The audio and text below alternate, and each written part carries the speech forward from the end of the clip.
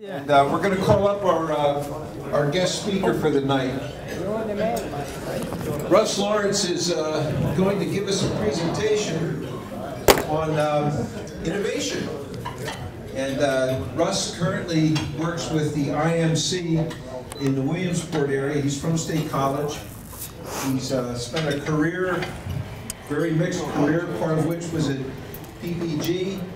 He's an accomplished musician, owned a music store for a while. Still does that as a hobby. He's an avid runner, except for his recent knee stuff, right? Yeah. And so Russ has been actually working with our company on some innovation stuff, and found it to be just absolutely fascinating with regard to trying to find new markets when business goes a little bit south. So I won't take any more away. Do you want this mic too? I don't think so. I'll give it a shot, and I think that mic over there, but yeah, I don't want to use that either. I got a couple little technical things I think to attend to here. You want to maybe give me a sec? Hey, a couple things, gang. First of all, thanks a bunch for having me here. You know, the wood products industry is the #1 manufacturing industry in central Pennsylvania. There's more wood products companies than anything else. And this outfit I work for these days, I've been there about 3 years, called the Innovative Manufacturers Center. What we do, and kind of aligns with my personal mission, I spent a career with PPG Industries in manufacturing and some other things like Keith mentioned. But what we do is drive prosperity in the region by supporting the success of manufacturing companies. So I would say my talk is very much not wood products focused. It's very much a, I would characterize it as a leadership discussion. And really, here's where it comes from. Again, I've been in manufacturing a long time. I'm a business junkie, to say the least, from way back, and kind of a people junkie. I've written a book called Assembling the Happiness Puzzle. Okay, I got to do a lot of different things. And so when I'm out there working with companies the last few years in this area, it's remarkable how much everybody thinks they're unique, and people think their company is unique, and their problems are unique, and their industry is unique. And you'll see by where I'm headed with this discussion is I do not see it that way at all. I see the same exact problems in manufacturing in every industry, most every company, and that's it really gets down to how deep you go when you go to look. You know, we've all heard of the 5 whys.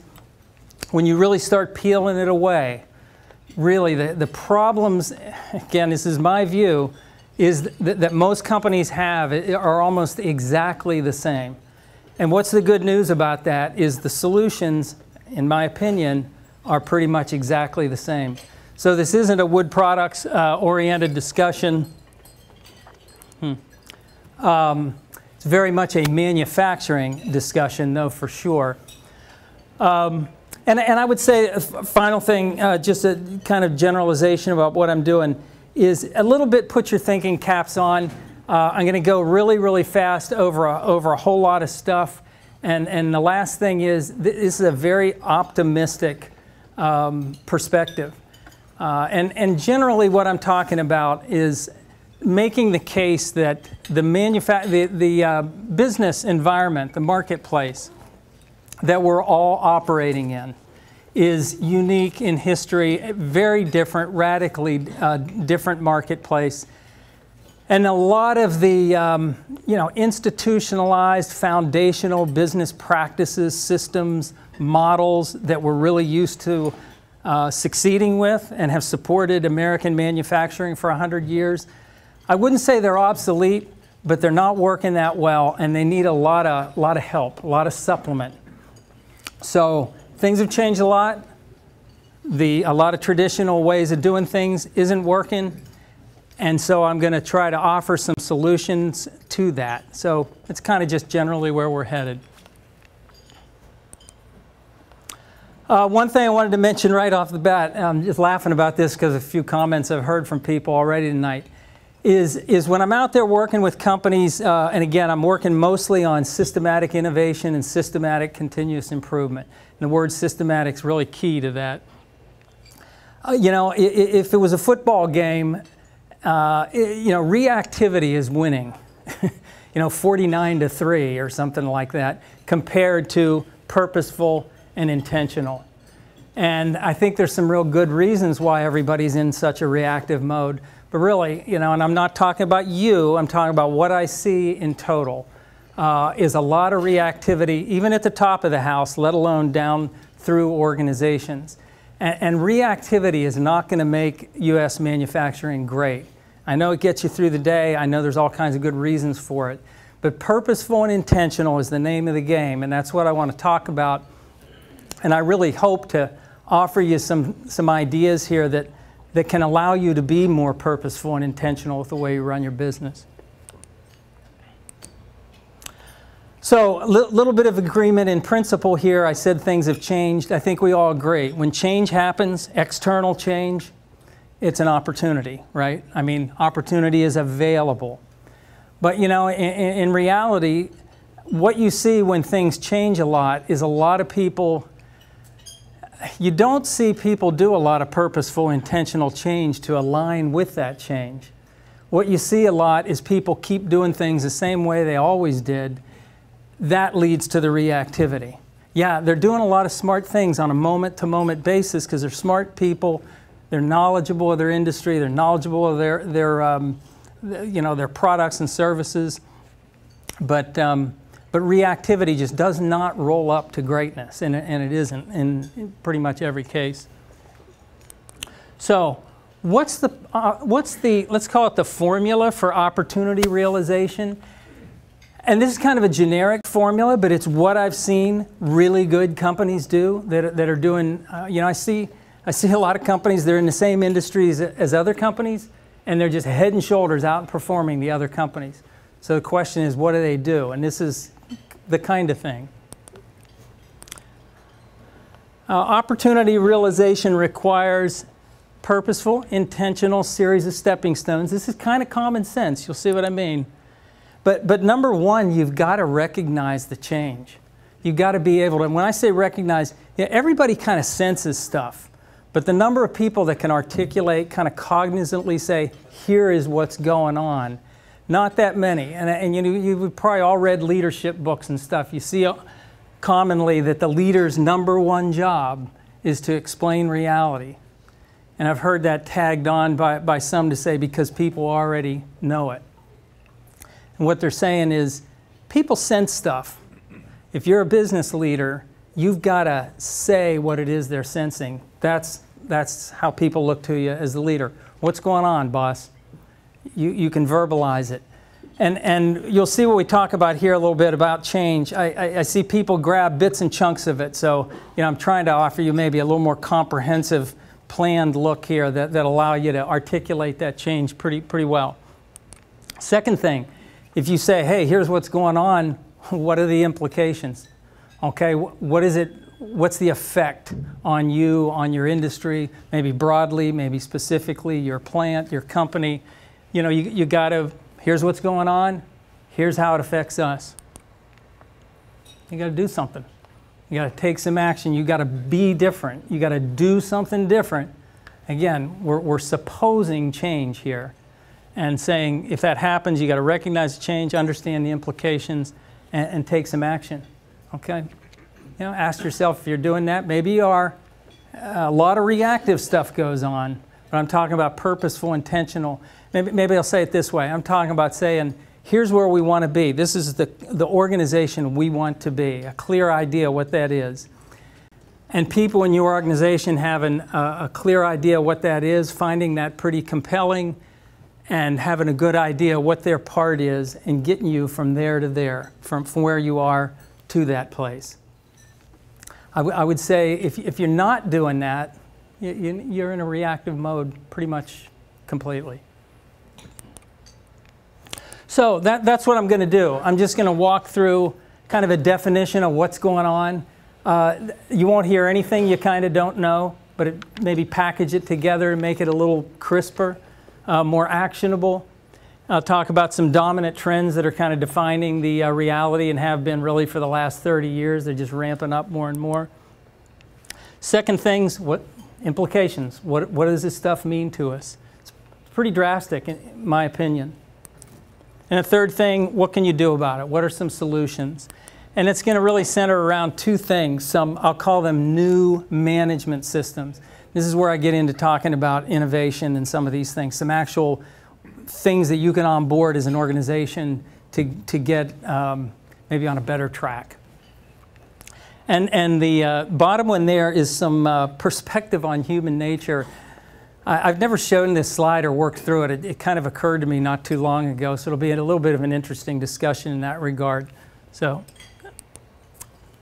my deliverable then, thinking, starting with the end in mind, some actionable info for what I'll call total success in today's marketplace.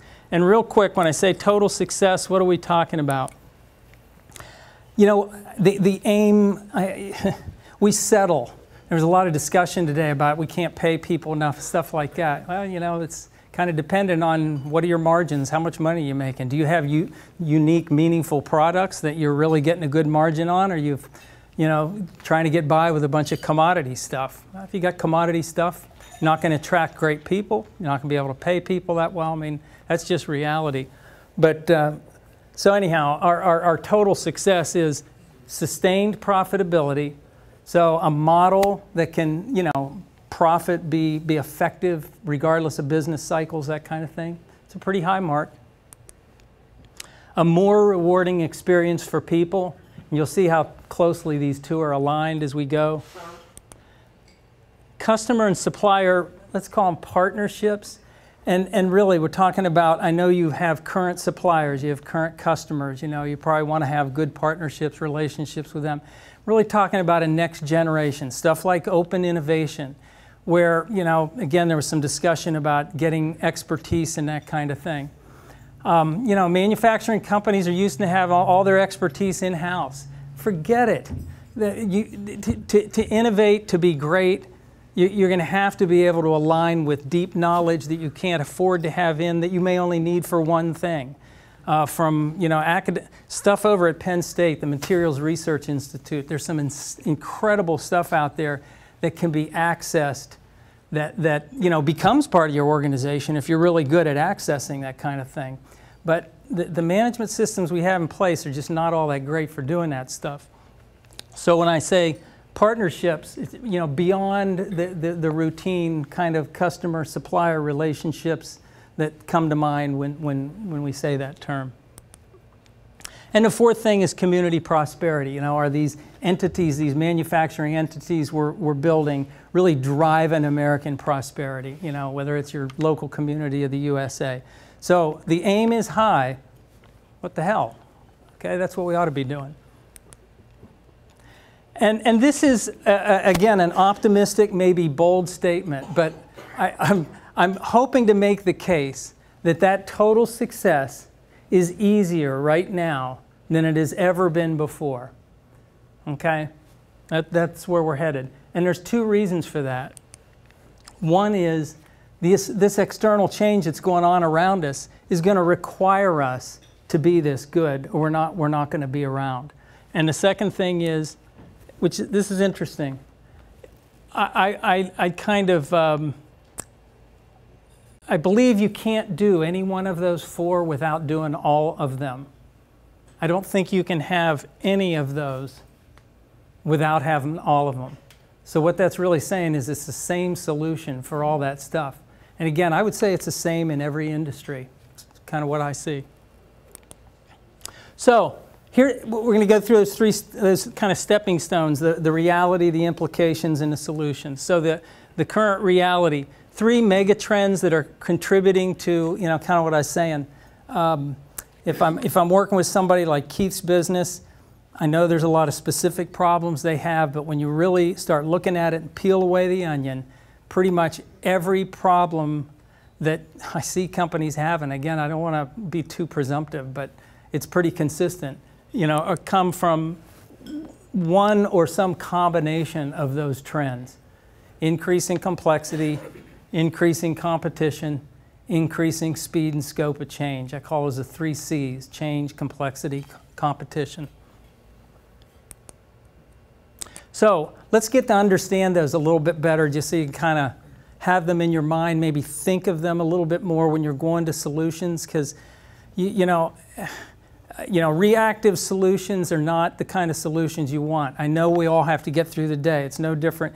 You know, I work for PPG in a number of businesses, but in our automotive business, when we went from being in the habit of a ROE of 20 to 24% per year, year after year after year, for quite a number of years. I mean, we had ups and downs, the automotive cycle, the whole thing, and then all of a sudden, in about a 2-year period, we went from 24 year after year to not only nothing, but less than nothing, and really with our business model at the time, no hope of ever coming back.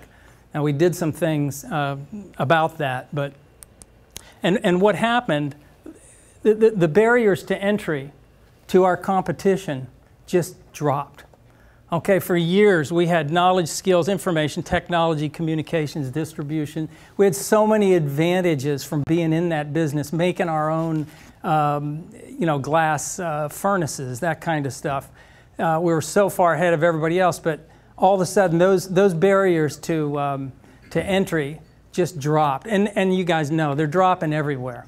I mean, the second point there, disruption can come from India, Pakistan, it can come from Tennessee, or just anywhere, anytime. Out of somebody's garage, we all know that, in all kinds of industries.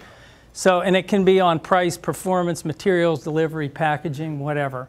So just the point is, competition has increased and it's really ramped up, and there's no question that all of the things that we just put up there are going to continue.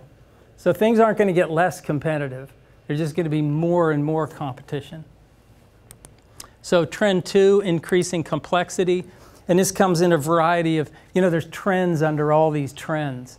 Expansion of job responsibilities, less people, more work. Wow, big shock. Depth and width of skills and knowledge to perform work. I mean, just maintenance, mechanic jobs, machinist jobs, welder jobs, engineering jobs, leaders jobs, everybody's jobs. The skills, knowledge it takes to do work these days. Even the discussion we're having here, so much more demanding than it was years ago. Here's another trend within a trend. We all know customization is becoming the norm, right? I mean, mass production is totally over. Many a company has washed out as a result of that because they couldn't make money on short runs and super specific customer requirements and all that. So specificity, variation, customization is the norm. Again, I'll be kind of surprised. I'll go into a company, somebody say, oh yeah, that's happening to us, And by the way, we can't do lean because we do custom stuff here, This is happening to pretty much 100% of manufacturers. And it's fast, and we'll talk about it some more as we go. And strategic complexity, I just touched on it. I mean, just a conversation like this about what you need to do as a business leader. Over the years, I see people go, oh, we're going to do the Rockefeller habits. We're going to do this new strategic approach. We're going to do our strategy different this year. We're going to involve. I mean, we're not talking about tweaking around the edges here. We're talking about some really pretty deep changes that need to happen. So even at the strategic level, things are significantly more complex than they have been. It's only going to continue. So how do you deal with complexity? Okay. And the third one, this is just a complete no-brainer. The speed and scope of change. Everything. I don't know if there's an aspect of business that isn't changing faster. So I just put the stack here. You could probably pick a whole lot more. But, just everything changing every day, all the time. Customer requirements, technology, obviously, equipment, supplies, suppliers, people in supply chain. Just everything's a moving target all the time. Now, this is an interesting thing that isn't changing and won't change and has a lot to do with the human nature stuff I want to talk about. I really want to make a connection here, a very optimistic one, between values, because values aren't going to change. Values don't change. and values are getting are already more important in business and more closely related to results and performance than ever before. And this is a really good thing. And again, business leaders like the folks in this room need to be driving this thing. And I would say that, values give you stability when everything around you is vague and changing and crazy, right? It's a fact. So, some of this stuff, Keith has heard me say this before on the innovation side. Creativity is never, creativity's always been important to business, right? Innovators have always been the people that lead industries, whether it's all back to Edison or whatever. It's just the speed these days. It's just the constancy of it. So a lot of where we're headed that's so optimistic is we're turning value-oriented things, trust, respect, creativity. We need to turn those things into business processes. It's kind of not complicated. It's just a higher order of doing business. It's very positive stuff. So that's going to continue too. So there's those three trends: complexity, change, competition. Not going to slow down. All going to keep ramping up. And why has U.S. manufacturing just got our butts kicked for 30 years here? Things are not looking too bad lately, but we've gotten hammered pretty good. Let's face it, our standard of living as a country has got smashed because our manufacturing companies just not built for it. Nobody's even talked about it. There's a few books out there. I read a lot of junk, but there's not a overarching agreement to what we're talking about here, and there kind of needs to be. So I have these little black bars at the bottom once in a while, and in my mind, those are takeaways. Companies are not built for that environment. If yours is fantastically built for that environment, way to go. I guarantee you're doing fantastic. And the ones that are built for it are doing fantastic, regardless of industry. So kind of a silly little pictorial, because I did that. But you can see complexity, change, competition, just drawing a, kind of a visual. Going up, that goes down. Those really should be kind of these kind of, ramped type of things as opposed to straight lines. But anyhow. So how to succeed in this 3C environment? Let's go on to our implications. What does all that mean to us? Some kind of neat stuff. What's the effect? The first one, I just kind of think of this as a roll-up of what I've already said, but it's a little bit different take on this whole thing of change. Just a different way to look at it is to say that the life cycles of everything are compressing, getting shorter and shorter and shorter and shorter. Again, this is no big news. Everybody sees it all the time. If you're in the tech industries, some of these companies make all their money in the first week of a product launch. Video games are that way. So this is going on all around us. I guarantee it's going on in your company. Maybe you have a niche product. It's not, you can protect that. Maybe it's not happening as fast to you wherever you operate. I don't know. But there's no question that the trend is towards compressed life cycles of everything. Again, skills and knowledge. Whatever your skill package is, not going to be around long. It's going to move on to something else. It's going to just keep advancing. Products, services, whatever it happens to be. So in the product and service realm, it's kind of, new product gets commoditized and replacement. I saw the other day, have you guys seen that stuff where you can dip anything in like water or any liquid, you pull it out and none of it sticks on there? It's like brand new, and it's already becoming commoditized. There's already, you know what I mean? So many companies will have that in different versions of it. The cycle is just so fast these days for all kinds of reasons.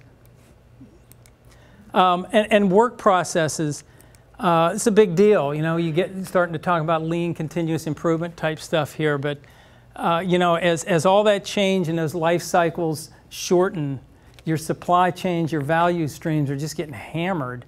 And I know what's happening. Your people and yourself too, I've been through this, they're just working their butts off every day to get through the day to deal with all this, the entropy of all this change that's just happening to them. And again, it gets us in that reactive mode that's It's not good enough. So reduce life cycles of everything. Personally, I just take it to the bank. It's a fact. Deal with it. Start thinking in terms of it and think what you can do about it. How you can align with that to succeed.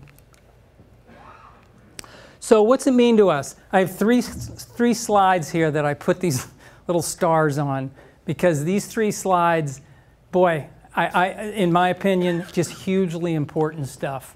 And it's a little bit of a busy slide, but you got to be built for that short life cycle environment. And let's say that a little more actionable.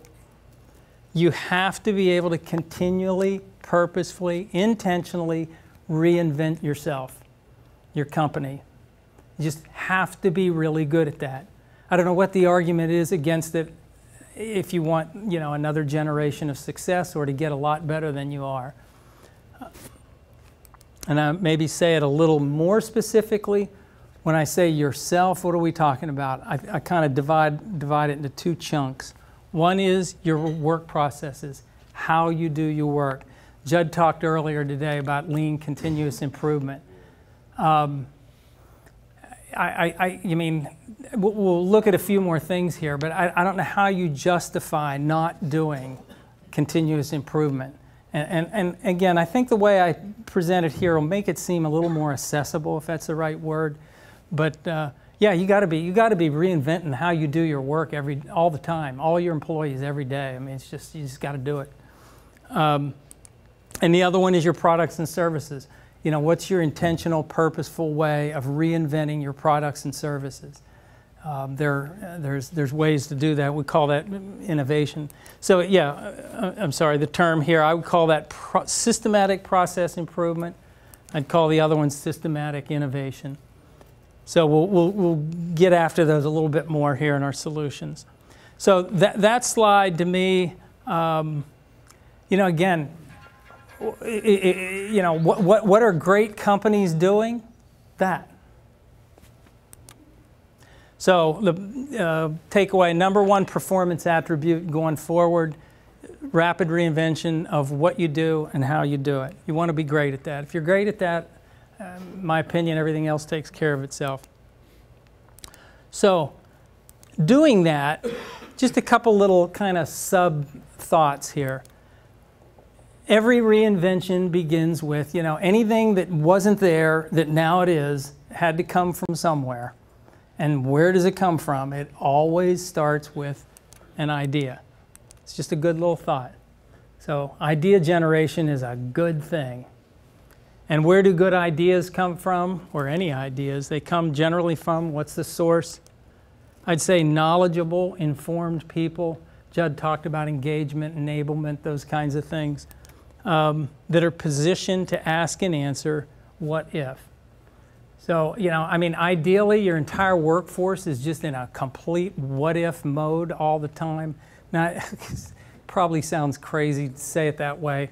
There's structured, enabling bureaucracies for doing this stuff. Not like you just go to everybody and say, hey, start coming up with some ideas. That's not what I'm suggesting. There's ways of doing this that are effective.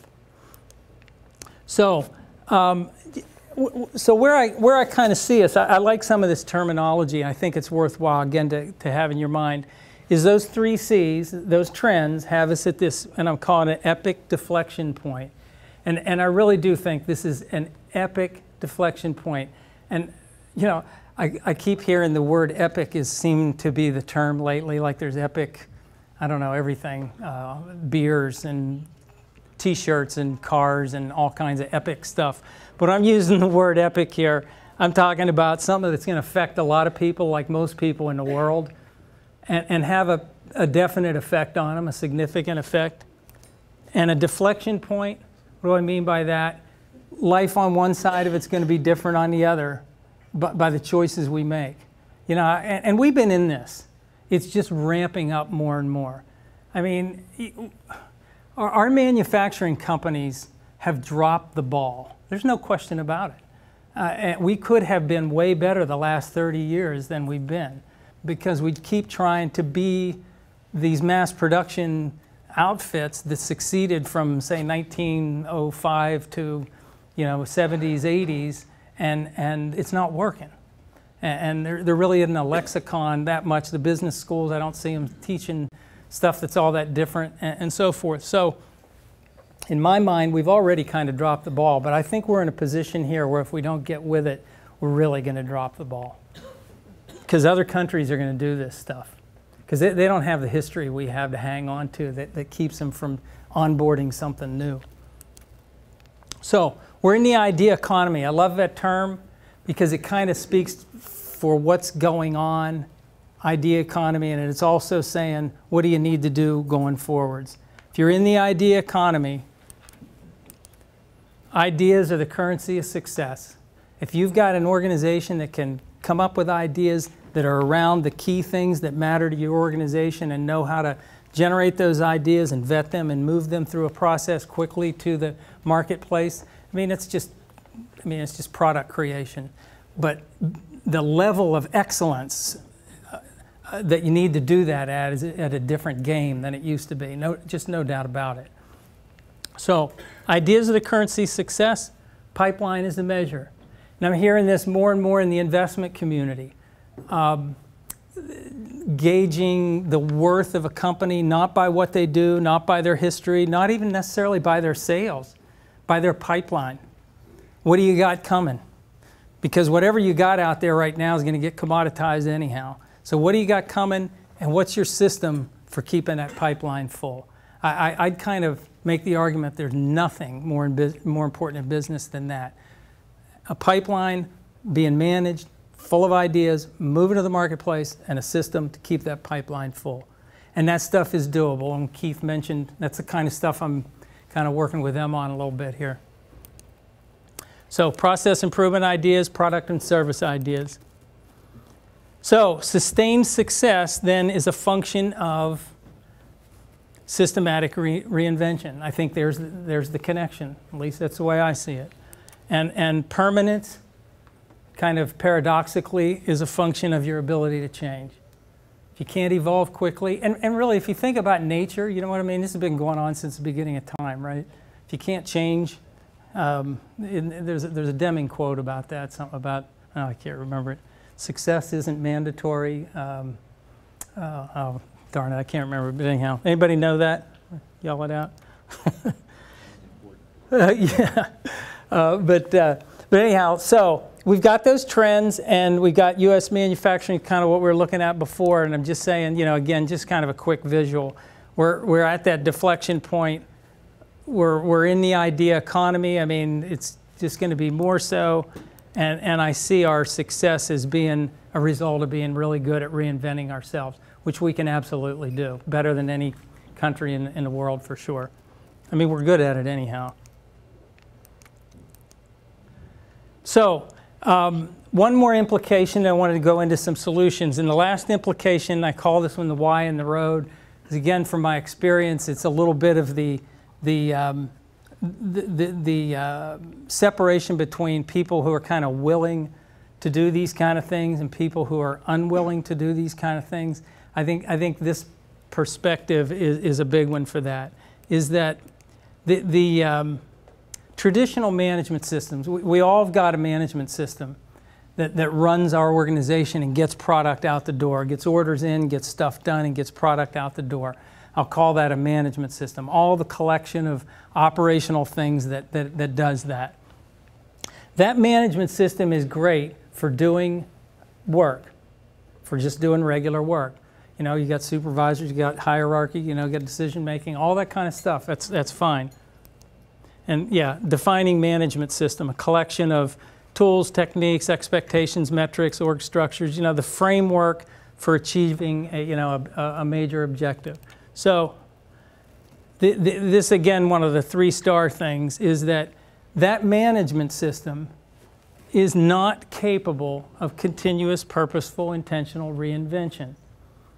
So if you know that, that's the best news in the world. Because you go, oh, okay, this works for doing stuff, but it's not good for reinventing. So the follow to that is, what is? What can I do if I can't do this out of my current management system? In fact, for lean folks, you've heard the term monument. I would say this is kind of the ultimate monument, that top-down function-based management system that's good at doing work is what is more in the way of our ability to reinvent than anything else. So let's go to stepping stone 3 then, some solutions and actions. The good news is those reinvention management systems exist, and they're really not difficult to onboard. Again, the biggest impediment to onboarding these management systems is trying to become good at reinvention or continuous improvement and maintaining your current management system. You know, gang, the stats on continuous improvement out there, after this has been around for maybe 40 years, is probably 15% of companies or less are good at continuous improvement. You got to ask why. Because the ones that are good, most of them are doing great. Even in really tough industries, I see it. But the reason is they try to onboard the tools and methods into their current management system. And that will not work, can't work, won't work. So, again, the good news here is those reinvention management systems exist for process improvement, for innovation, and I want to mention a couple things about human nature here that I think are some real value, and I'll wrap up. I'll call this thing the workplace motivation performance results correlation. You'll see where we're going, but it's really about how to align people's work with their higher nature. Okay? So we've said a little bit that we have management systems that we work within, okay? And we've said that you can kind of, I don't know if you guys can see it in the back, but down at the bottom to the left, it's saying you have a management system to do work. Nothing wrong with that. You got to do work, right? You got to get your work out. And then on the right end, you have management systems for, I just use the term working on the work, for doing innovation, for doing continuous improvement, okay? And then you got people's motivations, so I'll just set that up here. Here's the thing you got to understand, and I'll tell you what, great leaders that I've seen in business know this. You know, all leadership is ultimately is helping people get more out of themselves, right? That is what leadership is. Helping people get more out of themselves and directing that towards some kind of an objective. So this I think is, you know, I've seen some leaders that are, you know, just doing some tremendous things, and I'm trying to break down what they're doing, and so it can be articulated and thought of. Because you know what? There's nobody in this room that can't be a great leader. I know we hear all that, you got to be charismatic and all that kind of stuff. I don't see that at all. I think leadership these days is about kind of two things: values and positioning people for success. And that's what we're talking about here. I mean, you don't have to be gregarious or anything like that. So you can see the word I have there is mercenary. And what I'm saying is that in your workplace, if what you do is do work, not reinvent, not innovate, not a lot of that stuff inside your workplace, that the dominant thing is, you hear the old thing, do your 8 and hit the gate. If that's what most people are doing, no matter how good a person you are as a leader or whoever the leader is, that workplace, that relationship by its nature is a mercenary relationship. Okay, if I go to Walmart and buy something that's $2.49, I'm not going to give them $2.80 because I'm a nice guy. I want it for half that price. It's a mercenary transaction, right? And the more mercenary it is, the more people, if you ask them what they want, they're going to say more pay, more time off, an easier job, cheaper health care benefits, because it's a mercenary relationship. There's nothing wrong with those people. That's what they see the deal as, quid pro quo. So as long as you have that, your people, again, I'm not talking about everybody and every individual, but generally speaking, people will be self-centered in that mercenary arrangement. It's kind of the American workplace for the most part. Okay, nothing, it's just the way it is. As you know, and some places are less mercenary than others and more favorable to work at and all that good stuff. But as you slide over here to the right, and you get people, and I'll tell you, this is so exciting, guys. I'm doing it with companies, and it's amazing.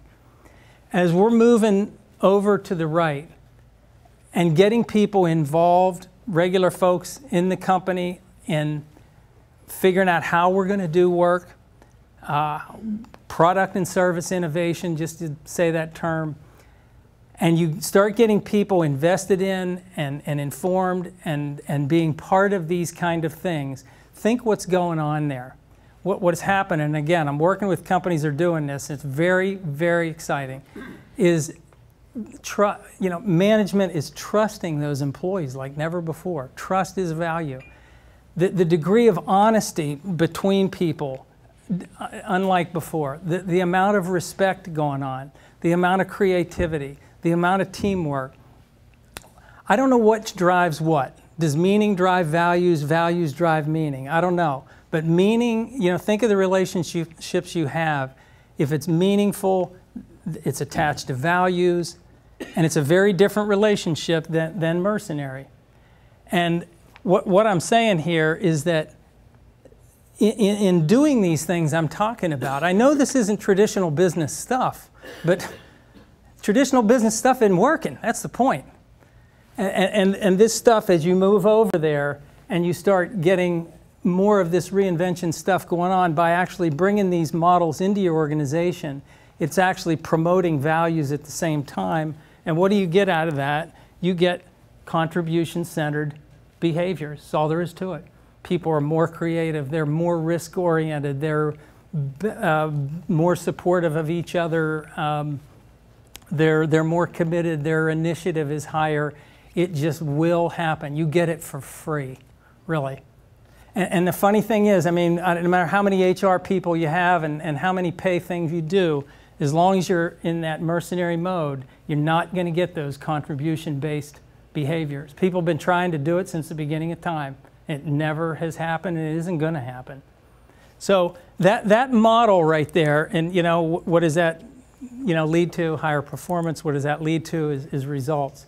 So kind of the optimistic point of this whole thing is by putting these reinvention management systems in place, this stuff happens, I'll just use the term automatically. And so you get the the performance level, the values, kind of all packaged as one, if that makes sense. Let me go back to that just a sec here. Yeah, what I want to kind of just make clear here is I keep using this term management system. Again, I think it's a really important one to put in your mind. The traditional on the left management system, it's a whole collection of all those things. It's different for every one of your companies and it's different for every industry, but it's all that stuff for doing regular work. What you want to think of is the right way to do this continuous improvement, systematic innovation. It is a different management system. It is also a collection of tools and techniques and methods and processes and expectations and org structures. It's all that stuff, but it's not for getting work out the door. It's for working on the work, whether that's your processes or your products and services. That's the thing.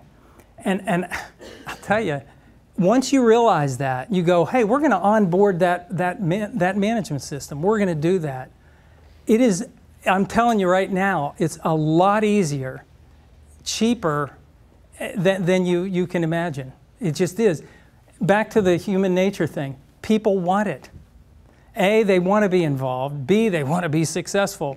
And they want to get paid more. I mean, the whole thing. This stuff is just a lot easier than you might think if you approach it this way. And again, I point out, people have been trying to put lean in their organizations for 40 years and failing to do it. So it seems like it's really hard. It's because they just don't understand. It's a management system. It's not a collection of tools and stuff that you put in your other management system. Huge perspective. So just last couple. I'd love it if, I mean, you know, I'm not here to talk into detail about these management systems and what they look like. You know, innovation and the continuous improvement stuff would take a long time. I'm mainly here to just talk about this stuff and let you know those management systems exist. You know, I'll call one of them systematic process improvement. Again, it's not a lot of tools and methods. That's not what it is. It's a management system. People that get it, world-class examples, there's many of them out there. People that don't, no matter how much they send their people off their training and do all this with their engineers, they just, it doesn't bear fruit. That's what I've seen. And loads of statistics out there to support that. And I would say it's you have 95% of the assets to do this stuff. Yeah, your people, your equipment, all your knowledge, your industry. I mean, those are all the nuts and bolts of this thing. You just get the management system in there, you'll leverage that very quickly. Again, I'm seeing it. Yeah, you know, if you want to talk more about it, I can bring that last part. But you know, the companies that get this stuff right, I want to really make it clear, they quickly are on their own. You know, it's not like they need some consultant there forever to do this stuff. If you get the management system going, it's pretty natural, and you'll leverage all your own folks and that kind of thing. And then the other one is Innovation Engineering Management System. This is really something. Now, this hasn't been around for 40 years. It's a way of doing innovation. It's kind of like continuous improvement, a whole set of tools and methods and so forth. I'm called an Innovation Engineering Black Belt. I'm number 66. The Eureka Ranch in Cincinnati, Ohio, if any of you are familiar with it, is driving this. I think they're the world leader in what I would call systematic innovation, a management system. It's really cool what they're doing. A fellow named Doug Hall, and Doug is very passionate about changing the world, and he's having an effect. I'm a bit of a disciple of Doug's for sure. But you know, it's all about making your organization into an innovative enterprise. And again, I would say you have the assets. You can do it. I'm doing it with companies, and it's, I don't know, it's just very rewarding, I'll say that. And back to our total success. I said it was easy. The marketplace is requiring this. So it's kind of like, as far as I'm concerned, you kind of have to move in this direction of being able to reinvent yourself, because that's just what the marketplace is asking for. And again, one solution, you get the whole thing. You get the sustainable success in the pipeline. You get the rewarding workplace, meaningful work. You know, and where are people going to go to work? We talked about recruiting and all that kind of stuff. If you're doing this and you have a pitch to people that, you know, you're engaged in innovation of products and services and figuring out how we're going to run this workplace, and we're going to give you the tools and methods that you can learn to do that, that'll make you a you know, more valuable commodity also. And as a result, we're doing really well. We have some new products and services in the pipeline. I mean, who doesn't want to work for that company? So, I mean, as a recruiting tool, this stuff gets pretty powerful. Supply chain, again, comes right with it. The company, I can think, the one I'm thinking of that I'm working with is quickly starting to recognize how they can interface with, I mentioned like Materials Research Institute, other companies in the area that have deep dive expertise at certain things that they need, that they're starting as they innovate to recognize that they need, that they're not going to, you know, they're not going to hire this deep dive electrical engineer, but they could go use one for a project, that kind of stuff. And then, you know, obviously if we can do this stuff a lot better, the prosperity will be there. I don't know what the argument is for any company to not do it. I don't think there's a barrier that says that your company can't do it. I don't know what that would be. It's not that complicated, really. And just in summary, this is a little bit of a pipe dream, but I think the place you'd like to be as a leader is asking yourself each day 2 questions. One, how can I make work more meaningful for people? You see from what we did, if you're doing that, it's all going to come together. That's the connection. And the other one is, how's our pipeline? I like those two questions. If you're into that and that's what you're asking yourself every day, that'd be a good spot to be as a business leader. And you know, again, I look at this stuff, I'm a little critical, you know, when I'm talking about this stuff, I suppose, because I'm recommending change from what's been commonly accepted. But I hope this is very optimistic for you. I see it as fantastically optimistic because of just all the, you know, when you're talking about values and meaningful work and kind of lifting people and driving prosperity, yeah, it's challenging for folks that have been around forever and done things differently forever, but, you know, kind of what's the alternative? And the truth is, from what I'm seeing, it's very energizing for the people who get involved in it. So this is just nothing but a good thing. You know, I look at it as an opportunity to evolve our free enterprise institutions. Why not? And kind of lift people and drive prosperity. You know, and just, I didn't put this on here, but just in closing, you know, I'm a pretty conservative person the way I look at things. And when I think of driving values and creating free enterprise institutions that are lifting people and driving prosperity, it starts putting the equation for you know, what's going on in the world and who's driving things very much, in my opinion, in the right place. You don't see too many countries out there killing each other that are engaged in really positive free market commerce, right? So, you know, this kind of moves things, in my opinion, on that kind of a level in the right direction too. So I just thought I'd throw that in to close. Okay. So thank you. Appreciate it. Thanks for listening.